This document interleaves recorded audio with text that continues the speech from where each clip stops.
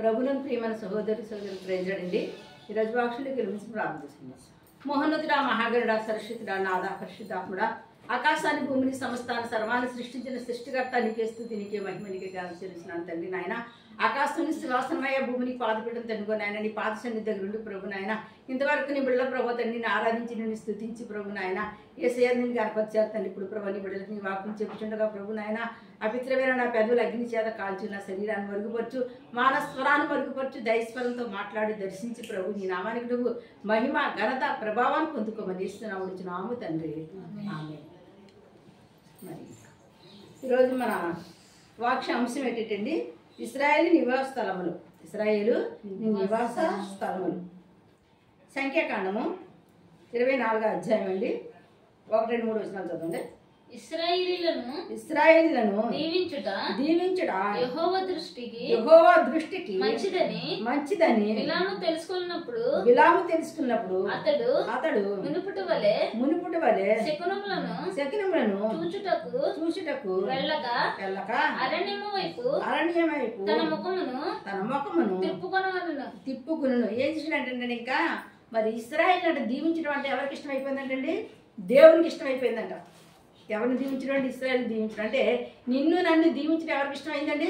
దేవునికి ఇష్టమైందండి. దేవుడికి మరి మనల్ని దీవించడం ఇష్టమైనప్పుడు అంటే ఎంతమంది ఎన్ని శాపనార్థాలు ఎత్తినా, ఎంతమంది ఎన్ని శపించినా, ఎంతమంది ఏమన్నా అది ఎంత మాత్రం ఫలించదండి. ఎందుకంటే శాపాన్ని ఆశీర్వాదంగా మార్చిన దేవుడు నీతో ఉన్నప్పుడు ఈ శాపాలు ఇరుగు పరుగు తిట్లు ఇవేమి కూడా ఎంత మాత్రమో పనిచేయమంటండి. చూసారా ఇక్కడ మరి బాలకైతే మరి స్వార్థంతో అసూయతో ఇశ్రాయేలు యొక్క మరి ఆ యొక్క ఇశ్రాయేలు యొక్క జనాన్ని చూడలేక, వాళ్ళ ఆశీర్వాదాన్ని చూడలేక, వాళ్ళ దీవుని చూడలేక ఏం చేయాలి చెప్పండి? ఒక బిలామైన ప్రవర్తన తీసుకొచ్చి వాళ్ళని క్షమించమని దేవుడి బిడ్డలు అందరూ క్షమించమని అడిగినప్పుడు అటండి మరి ఎంత మాత్రం అట ఏం జరుగుతుందండి? దేవుడి కంటండి వాళ్ళని క్షమించడం ఇష్టం లేక ప్రతిసారి కూడా ఏం జరుగుతుంది చెప్పండి? అక్కడ మరి శాపానికి బదులుగా అక్కడ దీవెన వచ్చేస్తుందంటండి. అది ఎవరు తెలుసుకున్నారండి? ఎవరి నోటైతే దేవుడు నేను నీ నోట ఏ మాట అయితే ఉంచుతాను ఆ మాటే పలకమని చెప్పాడో మరి అతనికి తెలిసిపోయిందండి. బిలాంకి ఏం తెలిసిపోయిందంటే నేను సిగ్నల్ చూసుకొని వజ్రాలు చూసుకోవడం కాదు, కానీ నేను డైరెక్ట్గా దేవుడు ఏది చెప్తే అదే చేయాలి తప్ప నా ఇష్టానుసారం ఉంటాను. ఇంకేం లేదండి విషయం ఏంటండి? ఎవరు తెలుసుకున్నారంటండి? బిలాము తెలుసుకున్నాడంట. చదువు మరి 2వ వచనం చదువు. బిలాము కన్నులెత్తి ఇశ్రాయేలీయులు తమ తమ గోత్రములు చెప్పున దిగియుండుట చూసినప్పుడు దేవుని ఆత్మ అతని మీదకి వచ్చును గనుక అతడు ఉపమాన రీతిగా ఇట్లనెను. బేర్బా కుమారుడైన బిలామునకు వచ్చిన దైవోక్తి కన్నులు తెరిచిన వానికి వచ్చిన దైవోక్తి దేవవాక్కులను వినినవాను వార్త అతడు పరవశుడై కన్నులు తెరిచిన చూసానంటండి. ఎప్పుడైతేనంట మరి ఈ యొక్క బిలాం అంటండి ఇశ్రాయేల్ అంటండి వాళ్ళు ఎక్కడం దిగడం వాళ్ళు అంటే అటు నుంచి ఇటు నుంచి అటు రావడం చూసాడంటండి. ఈ కొండ మీదకి వెళ్ళి మరి ఈ యొక్క ఇశ్రాయేల్ చెప్పిందారనుకొని బిలాము సరిగ్గా నిలబడిన సమయానికి అంటండి ఇశ్రాయేల్ అంటండి అటు నుంచి ఇటుకు చక్కగా వాగులో చక్కగా దిగుతున్నారంట, చక్కగా ఎక్కుతున్నారంట. ఎంత జనాన్ని చూసినప్పుడు కంట ఒక్కసారి అంటే ప్రవక్త ద్వారా దేవుని ఆత్మ వచ్చిందంటే అతనికి దేవుని ఆత్మ ఎప్పుడైతే వచ్చింది, పరిశుద్ధాత్మ దేవుని శక్తి అయితే కమ్ముకుందో అప్పుడు వెంటనే దైవోక్తులు అంటే దేవుడు చెప్పిన మాటలు మాత్రం అక్కడ పలుకుతున్నాడంట. ఏమని పలుకుతున్నాడంటే ఏమని దేవుడు దీవిస్తున్నాడు అక్కడ చూడండి స్పష్టంగా మన వాక్యం రాసిందండి. సర్వశక్తిని దర్శనం పొందెను యాకోబు నీ గుడారములు ఇశ్రాయేలు నీ నివాస స్థలములు ఎంతో రమ్యమైనవి వాగుల వలె అవి వ్యాపించి ఉన్నవి. దేవుని నామానికి మహిమ కలుగుగాక. ఇక్కడ అంటే ఎప్పుడైతే పరమేశ్వరుడే కన్నులు తెరిచిన వాడే దేవుని యొక్క దర్శనాన్ని చూసాడో, దేవుని యొక్క ఆత్మ దాని మీద ఉందో, దేవుని దర్శనం ఎప్పుడైతే కళ్ళ ముందు కనబడగానే అతను నోట అంటండి ఇశ్రాయేల్ గురించి ఏమని పలుకునిస్తారండి? ఇక్కడ ఏమన్నాడటండి? అతడు పరమశుడే కన్నులు తెరిచిన వాడు ఏమని చెప్తున్నాడండి? ఇక్కడ మరి సర్వశక్తిని దర్శనం పొందినవాడు అన్నాడంటండి యాకోబు నీ గుడారములు ఇశ్రాయేలు నివాస స్థలములు. అబ్బాబ్బా ఎంత గొప్ప సంగతి అండి.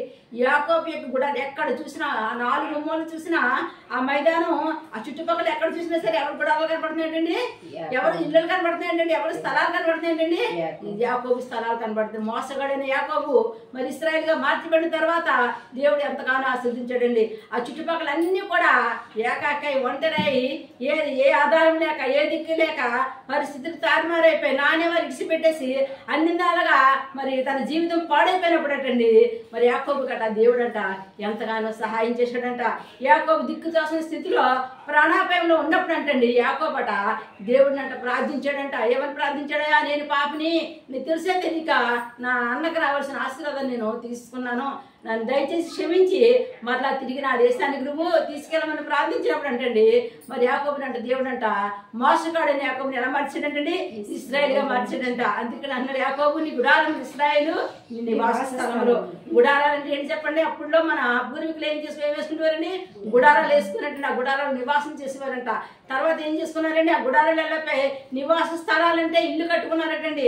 ఆ యొక్క అరణ్యంలో కలప తెచ్చుకొని ఆ కలపని సక్రమంగా మరి రాట్ల కింద వేసి దానికి మట్టితో కిటికీ చేసుకుని గోడల కింద చేసుకుని ఏం చేసేవారండి, నివాస స్థలంగా ఉండేవారటండి. అలాగా ఈ యొక్క యాకోబు ఒక సంతానం ఏంటంటే అక్కడ స్పష్టంగా కనబడిపోతుందండి. అందుకే అంటున్నాడంట నీ ఇశ్రాయేలు నివాస స్థలం యాకోబు నీ గుడారాలు అంటే ఇప్పుడు మీరు ఏ ఆధారం లేకుండా ఏ ఆశ్రయం లేకుండా ఏమీ లేకుండా గృహాలు లేకుండా ఉద్యోగాలు లేకుండా వ్యాపారాలు లేకుండా అన్నిట్లో లాస్ అయిపోయి ఉన్నారేమో, అన్నిట్లో బాధపడుతున్నారేమో, అన్ని రీతిగా శాపంతో ఉన్నారేమో. శాపాన్ని ఆశీర్వాదంగా మార్చి దేవుడు ఉన్నాడు కనుక ఆయన ఎందుకు నమ్మకం ఉంచండి, ఆయన విశ్వాసం ఉంచి ఎవరైతే దేవుని ఎందుకు ప్రభా నేను పాపిని నన్ను క్షమించు నన్ను ఆశీర్వదించమని ఎవరు ఏడుకున్నా సరే ఆయన అంటండి ఏడుకున్న వారు మరణాయన ఆలకించి దేవుడుగా ఉన్నాడండి. ఇక్కడ ఏమీ లేకుండా అరణ్యంలో కష్టపడుతున్న ఇశ్రాయేలు చూసినప్పుడు కంటే ఎలా ఉన్నారటండి, ఎక్కడ చూసినా నివాస స్థలాలు ఎక్కడ చూసినా గుడారాలు కనిపించేస్తుందంటే ఎవరికి, ఈ బిలాము కంటండి. అప్పుడు అనుకుంటున్నాడంట అయ్యో దేవుడు ఈ ఇశ్రాయేలు ఇంతగా ఎలాగ ఆశీర్వదించబోతుంది రాబోయే రోజుల్లో అంటే దేవుడు ఎప్పుడు కూడానండి ఇవాళ రేపు ఎల్లుండు సంవత్సరాలు పోయిన తర్వాత జరిగేది చూపించే దేవుడుగా ఉన్నాడండి. అందుకని దర్శనం లేని ఎడలా ప్రజలు నశించిపోతారు. దర్శనం ఎందుకు ఇస్తాడు చెప్పండి, నశించిపోకుండా ఉంటానికి దేవుడు ఉన్నాడు, నన్ను ఆదుకుంటాడు, నన్ను ఆదరిస్తాడు, నా బాధ నుంచి నా కష్టం నుంచి నా వ్యాధుల నుంచి నన్ను లేవనెత్తాడు, నా పరిస్థితిని తారుమారు చేస్తాడని నమ్మకంతో విశ్వాసంతో రెండో కోసం మనిషికి ఏమి ఇస్తాడు చెప్పండి, దర్శనం ఇస్తాడండి. అందుకే దర్శనం కలిగి ఉండాలి. దర్శనం కలిగి ఉండాలంటే ఏమి, ప్రార్థన శక్తి కావాలి, ప్రార్థనలో నిలకడగా ఉండాలి, దేవుని భయభక్తులు కలిగి ఉండాలి. ఏది ఏమైనప్పటికీ దేవుని యందు మన విశ్వాసంతో ముందుకు సాగిపోవాలంటండి.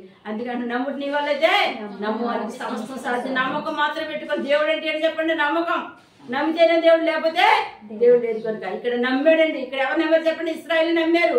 నా తండ్రి అయిన అబ్రాహాముకి నా తండ్రి అయిన మరి యాకోబుకి నా తండ్రి అయిన ఇశ్రాయేలుకి దేవుడు చెప్పాడు. ఏం చెప్పాడంటే నీ సంతానాన్ని నేను ఆస్వాదిస్తాను, ఇస్తాక రేణి వాళ్ళు నీ సంతానం ఉంటుంది అన్నాడు, ఆకాశ నక్షత్రాలు నీ సంతానం ఆస్వాదిస్తాను అన్నాడు. కనుక ఈ యొక్క ఉన్న చుట్టుపక్కల ఉన్న స్థలాలు పొలాలన్నీ నీ సంతానానికి అవుతాయని చెప్పాడు. కనుక ఆ రీతిగా ఆస్వాదిస్తాడు, ఆ రీతిగా దీవిస్తాడని నమ్మకంతో విశ్వాసంతో ఇశ్రాయేలు సాగిపోతున్నప్పుడు అంటండి ఆ యొక్క గొప్ప దర్శనాన్ని అంట ఎవరికి చూపించాడు చెప్పండి, బిలాముకు చూపించాడు అంటండి. ఈ ఆశీర్వాదాన్ని ఎవరి ద్వారా మరి ఇశ్రాయేలుకి ఆశీర్వాదం తీసుకొచ్చాడు, ఎందుకు తీసుకొచ్చాడండి, బిలాముని శపించమని తీసుకొచ్చాడు. ఎవరండి, బాలాకు. కానీ అక్కడ శాపానికి బదులుగా దేవుడు ఏమైపోతున్నాడండి, ఆశీర్వాదాన్ని ఇవ్వబోతున్నాడు. దేవుడు నామానికి మహిమ కలుగును గాక. ఎవరు నిన్ను శపించినా భయపడక్కర్లేదు, ఎందుకంటే ఆశీర్వదించే దేవుడు నీతో ఉన్నాడు కనుక నిన్ను తిట్టినా కొట్టినా ఏమి చేసినప్పుడు కూడా అది ఆశీర్వాదంగా మారిపోతుంది, దీవెనగా మారిపోతుంది. అది నమ్మాలి, విశ్వసించాలి. మరి ఇక్కడ ఇశ్రాయేలు నమ్మారు కనుక వాళ్ళు విశ్వాసం ఎదురు చూస్తున్నారు కనుక మరి బిలాము అంటే ఎవరో తెలియదు. అయినప్పటికీ కూడా ఏమొచ్చేస్తుంది చెప్పండి, ఆశీర్వాదం వచ్చేస్తుంది. ఇక్కడ చూడండి కింద తనకు ఎంతో రమ్యమైనవి వాగుపైలా వ్యాపించింది. అది ఎలా ఉండండి, ఒక వాగు వ్యాపిస్తే ఎలా ఉండదు చెప్పండి, అది ఎంతవరకు ఉండదు. ఒక వాగు ఎంతవరకు నీరు వెళ్తుందని ఎవరిని చెప్పగలరా, ఎవరు చెప్పగలరా. ఆ కాలం ఎంత దూరమని వెళ్తుంది, ఎన్ని దేశాలైనా ఆ యొక్క వాగు ఉంటుంది దాటుకుంటూ వెళ్తుంది కనుకటండి. ఇశ్రాయేలు అంటండి అలా కనపడుతున్నారు. ఆ జనం అంటండి అలా వాగు వెళ్ళే సాగిపోతున్నారంట. దేవుని నామానికి మహిమ కలుగా. ఒకటి కాదు, రెండు కాదు, 30 లక్షల కాలు బలం, దేవుడి యొక్క ఆశీర్వాదం, దేవుని యొక్క దీవెన వాళ్ళ మీద ఉంది కనుక వాళ్ళ సంతానం అంటే అతి రీతిగా వ్యాపించిందంటే. అలాగే నీ సంతానం బాగోవాలంటే, నీ బిడ్డలు బాగోవాలంటే, నీ భర్తలకు వ్యాపారాలు, నీ బిడ్డలకు చదువుల్లో, నీ బిడ్డలకు ఉద్యోగాలు అన్నట్లో దేవుడు వర్ధలింపు చేయాలంటే నువ్వు దేవుని భయభక్తులు కలిగి విశ్వాసంతో నమ్మకంతో ప్రార్థించు, దేవుడి కార్యాలు నువ్వు కూడా చూడగలుగుతావు. వాటి రీతి చదవండి. నదీ తీరమందలి తోట వలెను యెహోవా నాటిన అగరు చెట్ల వలెను నీళ్ల యొద్దనున్న దేవదారు వృక్షం వలెను అవి ఉన్నవి. అవి సరే ఎలా ఉన్నాయంటండి, నదీ తీరమందు అంటే ఒక నదీ తీరమందు ఒక తోట కానీ ఒక చెట్టు కానీ ఉంటే ఎలా ఉంటుందండి? పచ్చగా ఉంటుందండి. పచ్చదనం దేనికి గుర్తండి? ఆశీర్వాదానికి గుర్తు, దీవెనక గుర్తు. పచ్చగా ఆ వాగు పక్కన ఉన్న చెట్టు ఎలాగైతే పచ్చగా ఉండి నిత్యమది కాపు కాస్తూ నిత్యమది మరి పువ్వులు పూస్తూ కాయలు కాస్తూ ఎలాగైతే ఉంటుందో అట్టి రీతిగా అటువంటి ఆశీర్వాదాన్ని అంటండి ఇశ్రాయేలు జనాంగానికి అంటండి దేవుడు అనుగ్రహించాడంటండి. ఆ జనాలమైన మనం కూడా దేవుడు ఆ యొక్క జనాల నుంచి వచ్చిన సంతానమైన మనలో కూడా దేవుడు ఏం చేస్తాడు చెప్పండి? అట్టి రీతిగా ఆశీర్వదించమని అది అంటాడు. మరి దావీదు మహారాజు అంటున్నాడండి, అతడు నీటి వాడు నాటబడినదై ఆకు వాడక తన కాలం ముందు ఫలమిచ్చి చెట్టు వలే ఉంటాడంటే ఆకు వాడక ఎప్పుడు కూడా నీ జీవితంలో ఓడిపోవటం అనేది ఉండదు. అన్నా చేయాలి, అపజయం అనేది ఉండదు. అంతా జయం ఎవరైందంటే దేవుని అండి. అటువంటి ఆశీర్వాదం పొందుకోవాలని మనం అందరూ ఏం చేయాలి చెప్పండి? ఎదురు చూడాలంటండి. ఆ ఆశీర్వాదం నాకు కావాలయ్యా, ఎవరికో నా పితరులు జరిగింది నేను కూడా పొందుకొని ఆశపడుతున్నాను తండ్రి అన్నప్పుడు అంటండి ఆశీర్వాదం కురిపించే దేవుడు మనతోనే ఉన్నాడండి. ఇక్కడ తర్వాత అండి చూద్దామండి. నీళ్లు తర్వాత అండి 7వ వచనం, నీళ్లు అతని బొక్కెనల నుండి కారును అతని సంతతి బహుజలముల యొద్ద నివసించును. అతని రాజు అగడు కంటే గొప్పవాడగును. చూసారంటే అతని సంతానం అంటే బహు జలముల వద్ద నివసిస్తాడంట. అంటే అనేక మంది జనాల వద్ద అనేక మంది గొప్ప గొప్ప వారి మధ్య నీ బిడ్డలు నిలబెట్టబోతున్నాడు, నీ భర్తను నిలబెట్టబోతున్నాడు. మీకు ఒక ఉన్నతమైన స్థానాన్ని దేవుడు చూపించబోతున్నాడు. బిడ్డల కోసం బెంగ పెట్టుకోకండి, మీ భర్తల కోసం బెంగ పెట్టుకోకండి. దేవుడు ఆస్వాదిస్తాడంటే ఆస్వాదిస్తాడు. ఆయన అబద్ధం పట్టాక మానవుడు కాదండి, పశ్చాత్తాపడ్డాక ఆయన నరపుత్రుడు కాదు. ఆయన చెప్పి చేయకుండా ఆయన మాట ఇచ్చి స్థాపించకుండా ఆయన ఒక మాట ఇచ్చాడంటే మాట ప్రకారంగా ఆయన నీ కుటుంబాన్ని ఆస్వాదిస్తాడు. మనుషులు మాట ఇస్తారు తప్పిపోతారు, దేవుడు మాట ఇస్తే చెప్తాడు. అందుకు అన్నాడు ఆయన ఎవరంటే నరపుత్రుడు కాదు, ఆయన మానవమూతుడు కాదు, ఆయన దైవ కుమారుడు, దేవుని చేత పంపబడి దేవుని కుమారుడు. ఏ పాపం ఎరగని దేవుడు ఆయన. యేసుప్రభు ఏ పాపం చేయలేదండి. ఆయన పరిశుద్ధుడు కనుక మనం కూడా పరిశుద్ధంగా దేవుని ఆరాధించినప్పుడు మనం కూడా గొప్ప గొప్ప కార్యాలు మనం చూడగలుగుతామండి. అట్టిది కానీ ఇక్కడ 8వ వచనం అమ్మ, అతని రాజ్యము అధికమైనదగును. దేవుడు ఐగుప్తులో నుండి అతన్ని రప్పించెను. గురుపోతు వేగం వంటి వేగము అతనికి కలదు. చూసారండి ఇక్కడ ఐగుప్తు దేశంలోంచి ఆ పొరో చేతుల్లోంచి ఆ భయంకరమైన బానిసత్వంలోంచి ఆ పొరో ఎదుట ఈ ఇశ్రాయేలు ఏం చేసేవారు? బానిసత్వం చేసేవారు. వాళ్ళు చెప్పినట్టుగా అన్ని పనులు చేసేవారు, వాళ్ళు ఇంటి చాకరీ చేసేవారు, వాళ్ళకి ఇల్లు కట్టించేవారు, వాళ్ళ పొలాలు దున్నేవారు, వాళ్ళ పంటలు పండించేవారు, వాళ్ళ ఇంట్లో చాకరీ చేసేవారు. అన్ని పనులు చేస్తూ ఇశ్రాయేలు బానిసత్వంలో ఉన్నప్పుడు అంటండి దేవుడంట ఏం చేశాడో తెలుసండి? గొప్ప కార్యం చేశాడంటే ఏం చేశాడండి? వాళ్ళ చేతుల్లోంచి బయట ఐగుప్తుల చేతుల్లోంచి బయటికి తీసుకొచ్చాడు. ఎలా తీసుకొచ్చాడు చెప్పండి? అక్కడ ఐగుప్తు దేశంలో 10 అద్భుతాలు చేసి మరి వాళ్ళకి అడ్డుగా ఉన్న ఎర్ర సముద్రాన్ని 2 పాలుగా చేసి ఆ జనాన్ని బయటకు తీసుకొచ్చిన ఆ గొప్ప దేవుడు కనుక అటువంటి గొప్ప దేవుడి చేతిలో మీరు ఉన్నారని అంటండి. మరొక్క మారు మరి దేవుడు అటండి బిలాము ద్వారా ఆ యొక్క ఇశ్రాయేలు అంటే ఆశీర్వాదం పొందటాకట దేవుడు కృప చూపించాడటండి. తర్వాత చదువమ్మా. అతడు తన శత్రువులైన జనులను భక్షించును, వారి ఎముకలను విరుచును, తన బాణములతో వారిని గుచ్చును. సింహం వలె ఆడసింహం వలెను అక్కడ కృంగు పడకుండా. ఇక్కడ అంటండి ఏం చేశారటండి? శత్రువులట వాళ్ళంట మరి బొత్తుగా వాళ్ళు లేకుండా భక్షించారు. వాళ్ళు మొత్తం కనిపించకుండా వాళ్ళంటే వాళ్ళని నాశనం చేస్తారని. చూసారు ఎంత గొప్ప సంగతో? దేవుడు ఒక ఆశీర్వాదం నీ మీద ఉన్నట్టు శత్రువుని నీ మీదకి లేచి వస్తున్నారేమో, నిన్ను బాధపడతారని చూస్తున్నారేమో, నిన్ను హింసించారని చూస్తున్నారేమో, నువ్వు చచ్చిపోవాలనేసి నిన్ను మరి ఏదో రీతిగా నీకు తంత్రాలు మంత్రాలు చేతపడి చేస్తున్నారేమో. అవేమీ పనిచేయవు. ఎందుకంటే సర్వశక్తిమంతుడైన దేవుడు, సర్వాధికారిని యేసయ్య, సకలాన్ని సృష్టించిన సృష్టికర్త చేతులు ఉన్నా కనుక ఎటువంటి చేతపడి శక్తులు కానీ శుద్ధ శక్తులు కానీ ఏమి కూడా ఎంత మాత్రమో పనిచేయ. ఏ శాపమో నీ ఎదురు నిలబడటం లేదు కనుక అవేమి ఇశ్రాయేలుకి ఎలాగైతే ఆనాడు ఇశ్రాయేలు ఎదుట ఏమి కూడా నిలవకుండా దేవుడు ఎలాగైతే కాపాడాడు అలాగే ఈ కుటుంబాన్ని కూడా ఆయన కాపాడబోతున్నాడు. అట్లా ఇక్కడ 9వ వచనం అండి.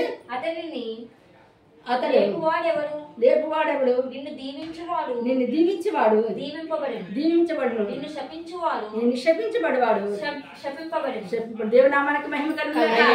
ఏమన్నాడండి? నిన్ను దీవించేవాడు దీవించబడతాడు, నిన్ను శపించేవాడు శపించబడతాడు. ఎంత ఆశీర్వాదాలు ఇస్తున్నాడండి. అన్నాడు అబ్రహాంతో చెప్పాడు. ఏం చెప్పాడండి? అక్కడ నిన్ను ఆశ్రదించిన ఆశ్రదిస్తాను, నేను శపించిన వారిని శపిస్తాననేసి మరి అబ్రాహాంకి దేవుడు వాగ్దానం చేశాడు. భయంకర పరిస్థితుల్లో భయంకర విగ్రహాలను అబ్రాహాంతో దేవుడు మాట్లాడాడు. నీవు నీ జనాన్ని, పుట్టిన ఊరిని, నీ తల్లిని, నీ తండ్రి విడిచిపెట్టి నా ఎంబడి రమ్మన్నప్పుడు అబ్రాహాం వెంటనే వచ్చేసాడండి. మాట అన్నాడు కనుక ఆ మాట ప్రకారం ఉన్నప్పుడు దేవుడు ఏమన్నాడండి, నేను దీవించి వారిని దీవిస్తానని ఆనాడు చెప్పాడు. అదే రీతిగా తన మనవళ్ళైనా మరి ఇశ్రాయేలుతో కూడా మాట్లాడుతున్నాడు. ఏమన్నాడండి, నేను దీవించే వారిని దీవిస్తాను, నేను శపించే వారిని శపిస్తాను. జాగ్రత్త సుమా. దేవుడు బిడ్డలంటే భయం లేకుండా ఉన్నారేమో, దేవుడు బిడ్డలంటే మరి భక్తి లేకుండా ఉన్నారేమో, వాళ్ళు ఏం చేస్తారు అనుకుంటున్నారేమో. దేవుడు ఉన్నాడండి, ఉన్నవాడు అనువాడే ఉన్నాడు కనుక ఆయన ఏదైనా చేయగలడు కనుక మరి ఆయన సర్వశక్తిమంతుడైన దేవుని చేతిలో ఉన్నాం కనుక మన ప్రతి నోటి మాట కూడా చాలా జాగ్రత్తగా ఉండాలండి. అందుకే అంటున్నాడు ఇక్కడ, దీవెనే కానీ శాపము లేదు, ఆశీర్వాదమే కానీ ఎట్టి పరిస్థితుల్లో నీ కుటుంబంలో అశాంతి లేదు, శాంతి కానీ అశాంతి లేదు. శాంతి సమాధానం ఎవరి దగ్గర ఉంది చెప్పండి. చేసేది రోగం ఉండదు, బాధ ఉండదు, కష్టం ఉండదు, వ్యాధులు ఉండదు, దుఃఖం ఉండదు, ఏది ఉండదు. ఎప్పుడండి నువ్వు ఎప్పుడైతే దేవుని యందు భయభక్తులు కలిగి, దేవుని యందు మరి నిరీక్షణ కలిగి, యేసయ్యా నువ్వు నాకు కావాలయ్యా, నేను పాపంలోనే పుట్టాను, పాపంలో నా తల్లి నన్ను గర్భమును ధరించింది కనుక ఈ పాపాన్ని శాపాన్ని మరి ఇడిచిపెట్టి నీ వద్దకు వస్తానని ఎవరైతే దేవుని వద్దకు వస్తారో ఆయన ఎంత మాత్రం వచ్చిన వాడిని అంటే ఎంత మాత్రం దోసి వేసే దేవుడు కాదంటండి. ఆశ్రదించే దేవుడు కానీ, దీవించే దేవుడు కానీ, శపించే దేవుడు కాదు కనుక శాపాన్ని ఆశీర్వాదంగా మార్చిపోతున్నాడు. నిపుణుల మీద ఉన్న శాపం, నిపుణుల మీద ఉన్న శాపం అన్ని కూడా యేసు నామాలు అన్ని కూడా కొట్టివేయబడుతున్నాయి కనుక గొప్ప దేవుడు, శక్తిమంతుడు, సర్వశక్తులందరూ యేసయ్య ఈ లోకానికి వచ్చాడు. ఎందుకు తెలుసమ్మా, నువ్వు నేను చేసిన పాపముల కోసం. ఎవరు ఈ లోకంలో ఎంతో మంది ఉన్నారు కానీ ఎవరైనా చేశారని త్యాగం చేయలేదు, కానీ ఆయన ప్రాణ త్యాగాన్ని చేశాడు. ఆయన ఎవరి కాలమందు ఆయన రక్తాన్ని నీ కోసం నా కోసం అర్పించిన గొప్ప దేవుడు కనుక ఆ రక్తం ద్వారా నీ కుటుంబానికి విడుదల, నీ యొక్క శాపానికి పాపానికి విడుదల, నీకు స్వస్థత కనుక అటువంటి స్వస్థత కావాలంటే నిజంగా దేవుడు నా కోసం ఈ లోకానికి వచ్చాడు అనేసి ఎవరైతే నమ్మి విశ్వసించి బాప్తిసం తీసుకుంటారో అటువంటి వారికి ఆయన పరలోక రాజ్యాన్ని ఇవ్వడానికైనా సిద్ధంగా ఉండండి. ప్రార్థన చేసుకుందామండి. మహోన్నతుడా, మహాగరుడా, సర్వశిష్ఠుడా, నాదా, పరిశుద్ధాత్ముడా, అద్భుతాలు చేసిన తండ్రి నీకు స్తుతులు స్తోత్రాలు. అవును తండ్రి నాయన, ఇశ్రాయేలు, అవును ప్రభు, ఇశ్రాయేలు నీ యొక్క నివాస స్థలములు ప్రభా, యాకోబు నీ గుడారాలు ప్రభు ఎంతో రమ్యంగా కనబడుతున్నాయని ప్రభు తండ్రి నాయన. మరి శపించాలనుకుని వచ్చిన తండ్రి నాయన, బిలాము ద్వారా తండ్రి తండ్రి రక్ష ఇశ్రాయేలు ప్రభు నాయన ఆశ్రదించిన గొప్ప దేవుడివై ఉన్నావు తండ్రి. నీ బిడ్డల ప్రభు ఆశ్రదితో ప్రభా నాయన నీ దగ్గరకు వచ్చి ఉన్నారు తండ్రి. ఒకసారి బిడ్డలందరినీ ఆశీర్వదించండి, దీవించమని అడుగుతున్నాడు తండ్రి నాయన. వాళ్ళ శాపాలన్నీ తండ్రి తండ్రి రాజా రక్షక నాథ ఆశీర్వాదాలుగా మార్చమని అడుగుతున్నాడు తండ్రి. స్థితులు ఎవరైతే ప్రభా అనారోగ్యంతో ఉన్నారో తన మంచాల మీద లేవలేని స్థితిలో పడి ఉన్నారో నాయన ఒక్కసారి మీరు లేవనెత్తమని అడుగుతున్నాడు. కనికర పడిన ప్రభు నాయన, వాళ్ళు చేసిన తప్పులు పొరపాటు క్షమించిన ఆయన ఆ స్థితి నుంచి వాళ్ళని లేవనెత్తమని అడుగుతున్నాడు తండ్రి. చెప్పుకున్న రోగాలు బాబు ఒకటి కాదు రెండు కాదు తండ్రి, అనేకమైన ఇతర వ్యాధులతో ప్రభావ భయంకరమైన పరిస్థితులు హాస్పిటల్లో ప్రభావ లేవలేని స్థితిలో పడిన బిడ్డలు ఒక్కసారి జ్ఞాపకం చేసుకోండి బాబు నాయన. యాక్సిడెంట్ల ద్వారా తండ్రి, ఆత్మహత్యల ద్వారా తండ్రి నాయన ఎంతో మంది హాస్పిటల్లో పడున్నారు తండ్రి. ఒక్కసారి కనికరించదని వాళ్ళు ముట్టి స్వస్థపరచమని అడుగుతున్నాను నాయన. తండ్రి యేసయ్యా నీకే స్తుతులు స్తోత్రాలు చెల్లించినాను తండ్రి నాయన.